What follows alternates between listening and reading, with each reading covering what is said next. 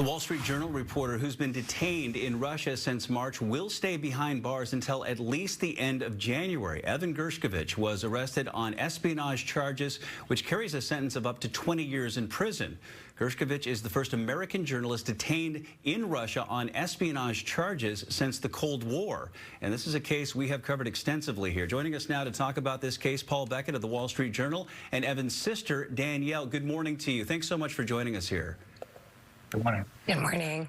So today marks 250 days since Evan was detained. Danielle, I can't even imagine what it's been like for your family to go through something like this. Thank you. Yeah, it's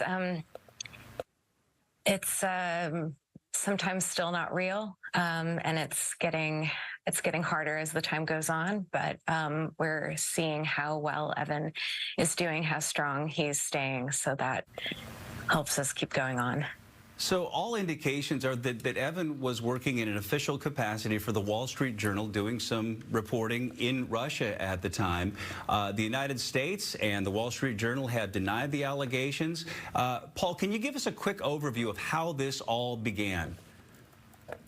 Evan was out reporting in Russia for the Wall Street Journal. That's his job, and he was reporting only for the Wall Street Journal.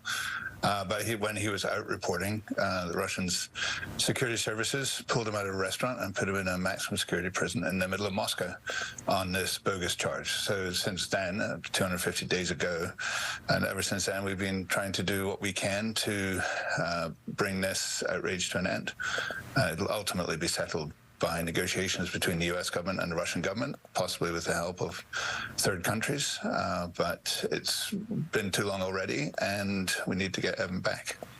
Danielle, have you had any contact with Evan and any indication about what his experience has been like there?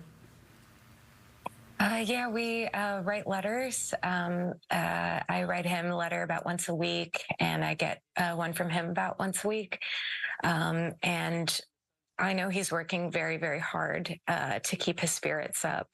It's a constant effort, and I'm just so proud that he is able to keep going. I think it really speaks to his character and his strength.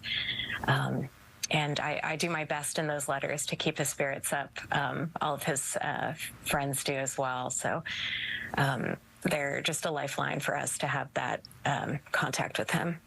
So Evan will stay behind bars until at least the end of January, as we mentioned earlier. And Paul, I just want to get an idea of what exactly you mentioned. You and the U.S. government are continuing to take steps to try to gain his release sooner than the end of January. What's happening right now with that?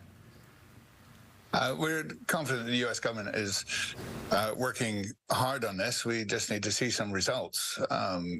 So the detention will go on at least till the end of January. After that, it gets pretty opaque because we haven't had a trial date set.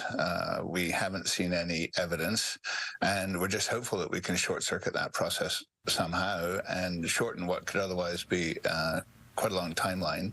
The way that some of these have been settled before, obviously, is through prisoner exchanges. That's one possibility, but we're looking to the U.S. government to come up with some creative solution here that would get Evan back to his family and back to the newsroom. Yeah, here's hoping for a quick resolution for this after all that you've been through. Paul Beckett, Danielle Gershkovich, thanks so much for your time. We appreciate it.